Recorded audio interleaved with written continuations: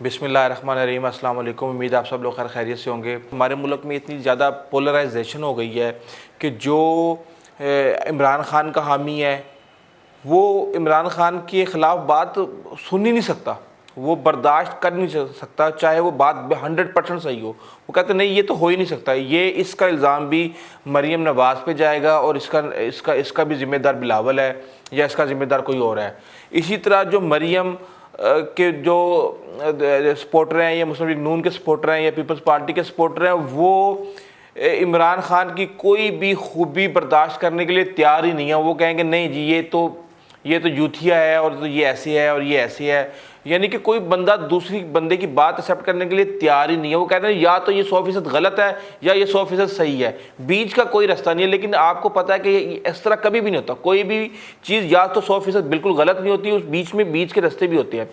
इसी चीज़ को लेके हम आएंगे चेयरमैन नैब के मामले को। चेयरमैन नैब के मामले को आपने देखा है, बड़े तरीके से साफ़ कर दिया गया। चेयरमैन नैब को बहुत ज़्यादा स्पेस दे दी गई। कोई जिस चैनल ने ये चीज़ चलाई थी उसने भी माफ़ी मांग ली और कहा जा रहा है कि ये तो लोग फ्रॉडी हैं, 2 नंबर हैं, बद किरदार हैं, पता नहीं क्या क्या चीज़ें हैं। अब बात ये है कि ठीक है, माना यार ये तैयबा और इसका खामिद फ़ारूक 2 नंबर लोग थे और ये लोग मुजरिम थे, क्रिमिनल्स थे, लोगों के साथ फ्रॉड करते थे, धोखा करते थे। लेकिन इन लोगों को चेयरमैन नैब के कमरे तक, नैब हेड क्वार्टर तक रसाई किसने दी? ये कैसे पहुंच गए? और ये पहुंचे और फ़ोन पे कॉल्स भी रिकॉर्ड होगी। और ये मैं आपको बताऊं कि ये तो एक अभी झलकी है। अभी इसके अलावा फ़ारूक से बात करने की भी रिकॉर्डिंग्स हैं, चेयरमैन नैब ने बातें की हुई हैं और इसके अलावा और वीडियोस भी हैं। अब मेरा नहीं ख्याल कि वो आ पाएंगी मंजर आम पे, क्योंकि जिस तरीके से नेशनल मीडिया पे चीज़ों को कवर किया गया, मुझे नहीं पता कहाँ से आई है। वैसे पता तो है लेकिन मैं कह नहीं सकता, फ़िलहाल अभी आपको बता नहीं सकता। तो इस तरीके से चीज़ें कंट्रोल हुई हैं और अब शायद कंट्रोल हो चुकी हुई हों। अब उसमें कुछ प्रॉब्लम भी है। अब मसला ये है कि आप अगर चेयरमैन नैब को इस वक्त फारिग करते हैं तो नया चेयरमैन नैब लाने के लिए आपको शहबाज शरीफ जो कि अपोजिशन लीडर हैं उनसे आपको मशावरत करनी पड़ेगी।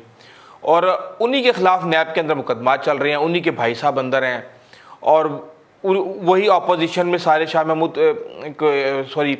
वही खुर्शीद शाह और दूसरे लोग जो हैं मिलके वो शहबाज शरीफ को बताएंगे कि आपने किसको लेके आना है और किसको नहीं लेके आना। और इस तरीके से मैं ये समझता हूँ कि इमरान खान और शहबाज शरीफ कभी भी इस जगह पे पहुँच नहीं पाएंगे कि कोई ऐसा बंदा लेके आएँ चेयरमैन नैब जो कि इस एहतसाब के अमल को जारी रख सके।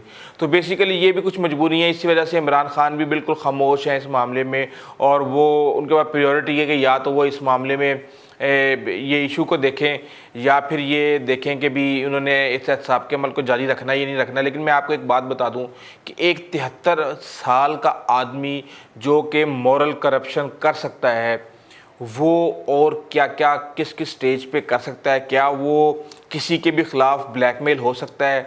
क्या वो कुछ, यानी कि आप समझ सकते हैं कि एक बंदा जब मोरली करप्ट है तो वो मोरली करप्शन की अगर इस तरह की वीडियोस और भी कहीं आ जाएं तो वो किस तरीके से कोई भी बंदा अपना काम निकलवा सकता है और वो किस तरीके से चीज़ों को अप्रोच कर सकता है।